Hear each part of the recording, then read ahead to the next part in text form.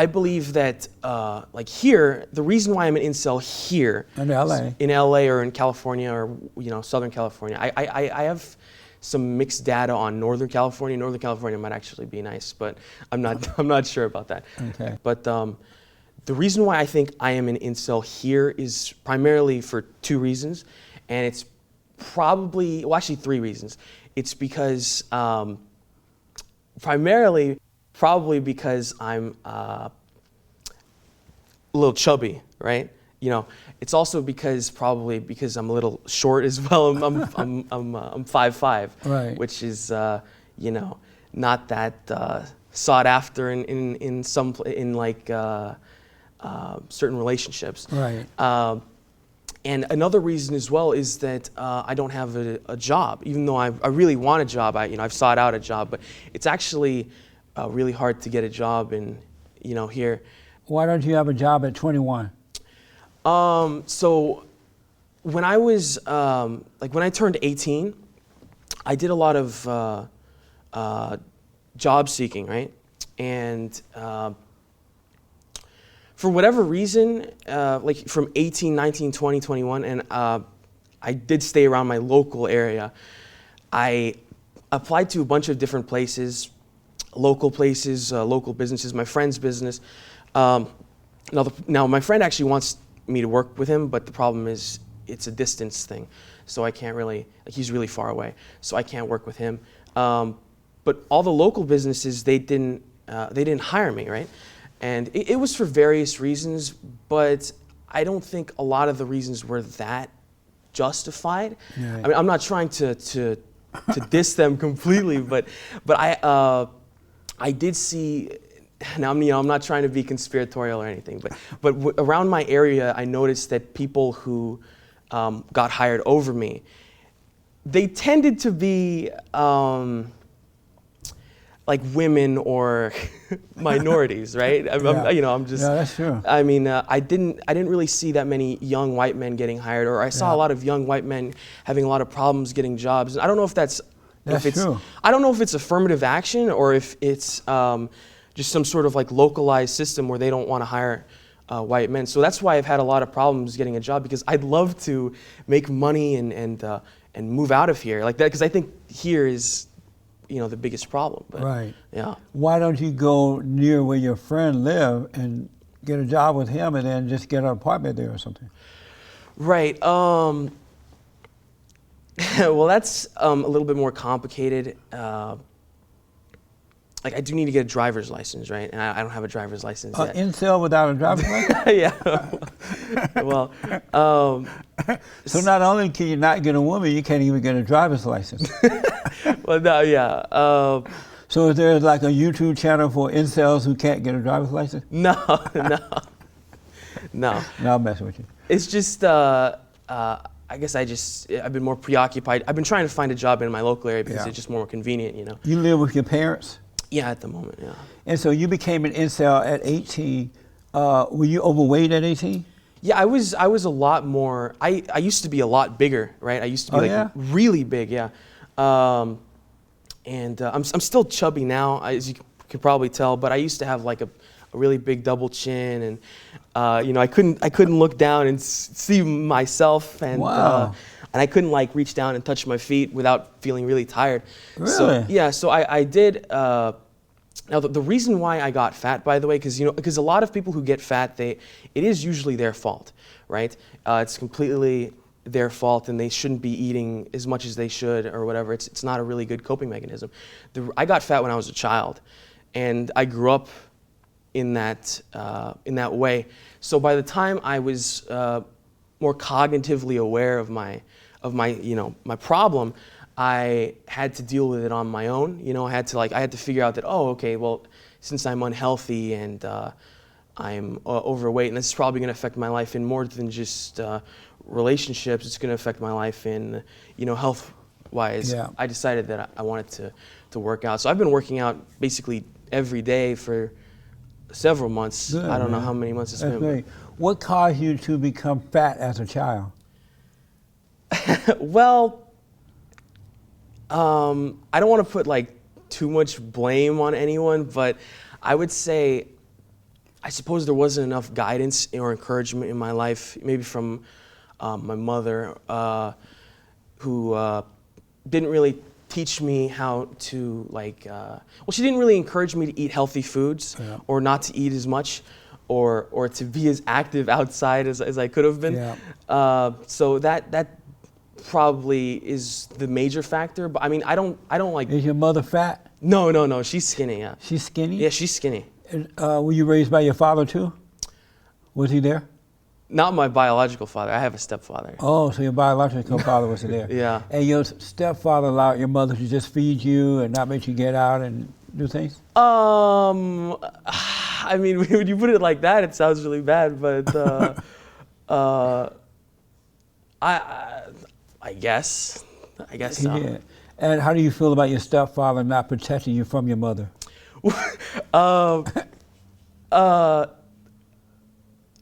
I don't think she was trying to like harm me. I just don't think she was being as diligent as she could have been. And why not?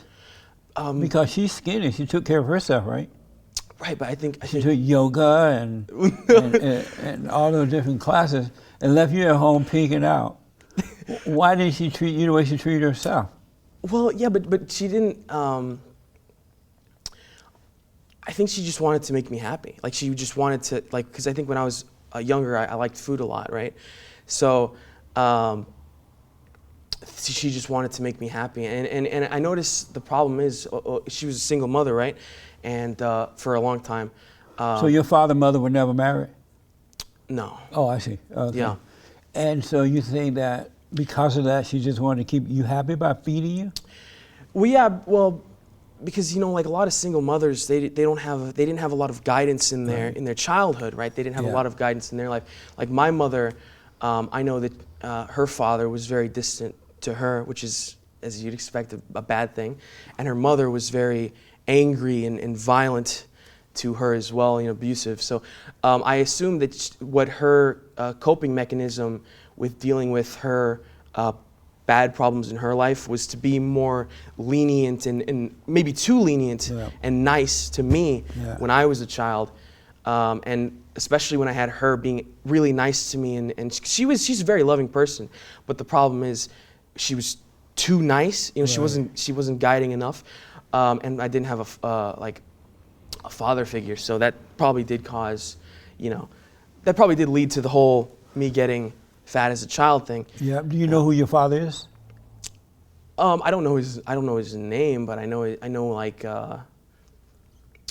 I'm pretty aware of who he is. Yeah. You're aware of who he is, but you don't know his name? No. So your mother just said, "Look, that man is your daddy." No. I mean, you're like, "Oh, that's interesting," and you didn't bother to ask his name. No, I did ask his name, and she did tell me, but man, I forgot his name. So. And so, do you live right down the street from him? No. Where does he live? Somewhere in California. Oh yeah. Yeah. Could you find him if you wanted to? I probably could. Yeah. Do you want to? Yeah, one day. Yeah. Yeah, you should. Yeah. How do you feel about him? From what I've heard from my mother, she doesn't put too much blame on him or anything, right? Like she's pretty aware of the situation, but he did. He was, I guess, like a mama's boy, right? So his mother did not like my mother. So, as my mom had me with him, over time, I guess, the mother kept encouraging more distance, and he decided that he didn't want to be in the relationship. Yeah. So how do you feel about him? I don't really feel much. I mean, I'd like to get his side of the story. I like to see what he has to say and maybe what happened from his perspective. Do you long for him? Do I long for him? Yeah. I mean, I guess I long for a father, so I guess maybe, but I'm not sure if I long for him. But that's the only one you can long for is your own father. You can't long for another father. Yeah. So you should make an attempt to go see him so you can work that out. Yeah. And how did you feel about your mother? Did you resent her at all for letting you grow up fat and feeding you and not really treating you the right way? When I was maybe like a year or two ago, I did become very hateful and dark and nihilistic. And at that point, I did put a lot of blame on her. But she is to blame. I mean, I know she is to blame. She's 100% to blame. But from ignorance, right? Right. Like she's right. And because of the problems of her past life. as well. Yeah. Yeah. But yeah, so yes, she is to blame. But I forgive her for. So you've been watching my YouTube channel? I have, yeah. Oh, so did you go and forgive her? I mean, I actually forgave her before I even found you. Yeah, I discovered that on my own, that if you forgive someone, it's just better. And you went to her and forgave her? Yeah, I forgave her, yeah. And you told her? Yeah. What did you say to her? This was after like months of me just this was like at the peak of when I was really hopeless. You know, I was very dark and hopeless and angry and what does darkness and hopelessness feel like? Feels awful. I mean, it just feels like you're in pain on the inside, but it's not like I mean, it feels like physical pain, but it's not actually physical pain. Right. You know. That's true. So. Did you try to take your own life? No, but I did think about it. You thought about it? I thought about it like quite a few times, but what prevented you from doing it? I guess I coped in certain ways. Like I played video games, for example, or I did a lot of research into political stuff, or like since I don't have a job, it's given me a lot of free time, right? So I've done a lot of research to try and be as educated and well-read on my own, even though I'm not in school or have a job. So I've done a lot of research into like biology, psychology. I read the Bible. I read the Talmud, which is the Jewish book, the Quran as well. And I argued a lot on the internet to try and like strengthen my beliefs and what I thought was true. So I would always try and look for the truth, right? Because at the time, I used to be like not like a long time ago, it feels like a long time, but I used to be like an atheist, right? I used to be very dark and nihilistic, and I had like not that many. I mean, I had moral beliefs, but I had no foundation for my moral beliefs, right. You know? And so you live with your mother right now? Yeah. That's amazing. Yeah. You live with your stepfather too? Yeah. Amazing. Is that hard on you? I mean, you're living with the people you hate. No, I don't hate them. Oh, you forgave them? Yeah. And so what is it like being 21 and living with them? It's just normal, I guess. Oh, okay. It's just my life. And so you went to your mother and said what to her? Well, so after, that whole thing, I went to her and I told her, like when I became more understanding of things, after I became more well-researched into a lot of topics, right. I did understand it wasn't her fault, Like this was even before I found any of your YouTube videos or anything. I actually found a lot of this stuff out on my own. It was a very hard process, very long process, took a long time. But I found out that, the best thing to do is that you got to realize that, was it her fault? Yes, but it was her fault indirectly, and I do forgive her. And I told her that,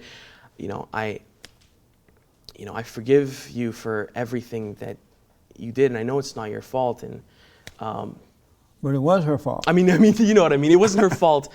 It was her fault indirectly from her parents. Right. You know what I mean? Yes. And their parents caused their problems as well. Are you an only child? Yes, I am. And so what did she say when you told her that? She was happy because I think she did kind of develop a sense of, she's very aware, So she, I noticed that a lot of mothers, they're not very aware even of their own children, right? They can't even communicate that well with their own child. She can communicate very well. So I think she did start to understand that it was her fault, but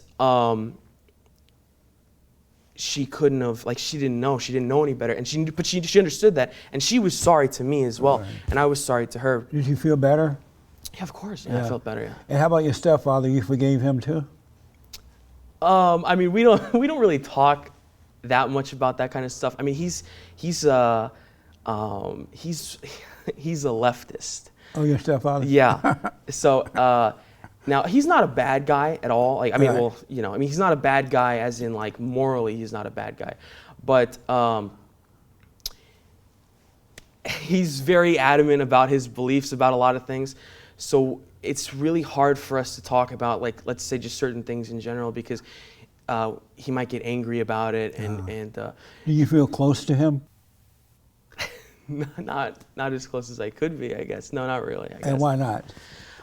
Because I guess through a lot of the fighting and like forcing myself to distance him from him because of the anger and the conflicts, mostly from him, because I'm not actually that angry. He's the one who's pretty angry. Right.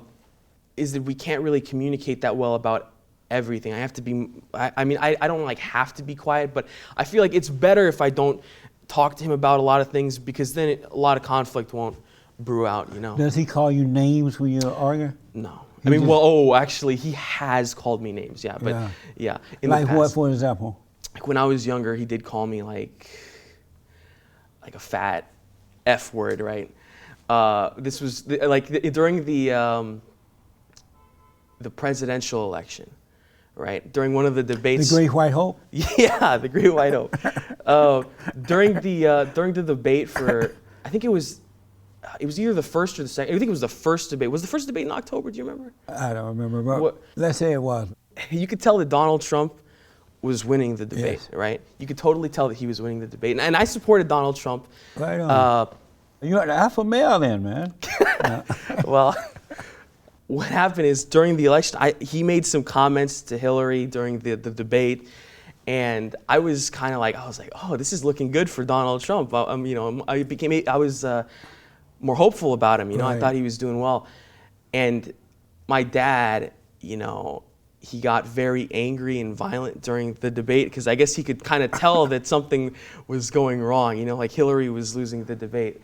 And so he did get very violent. He broke things, and he like throws a tantrum. And really? Do you love him? Yeah, I love him. You love your stepfather? Yeah. And you love your mother? Yeah. So at what age did you realize you were overweight? At what age did you realize that you first realized, you know what, I'm fat? When I realized I was overweight, oh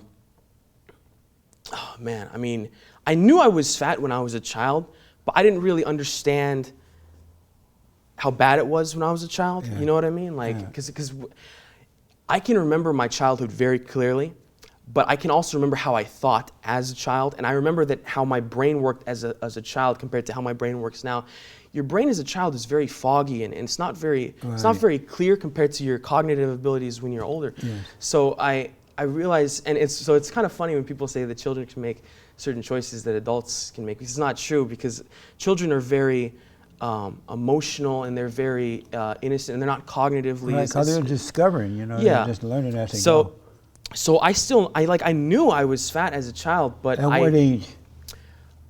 I must have been like, I guess I was fat really young, so it must have been maybe like 5 or 6. So around 5 or 6, you thought, I'm a fat child. I guess like, I didn't think I was fat necessarily, but like when I was 6, I think the doctor told me, or like told my mom that I was obese or something like that. Oh, okay. And then when I think at the time, after I turned 6, I rode around a lot on a bike, and I did lose weight as a child, because I was only a little chubby back then. Right. And I did lose weight when I was 7 years old, but for whatever reason, what happened after 7 years old, I think, funny enough, I guess 7 years old is when my stepfather came around. Oh, that's a weird coincidence, huh? Yeah. It's amazing, huh? Yeah. Amazing. Yeah. That'll do it.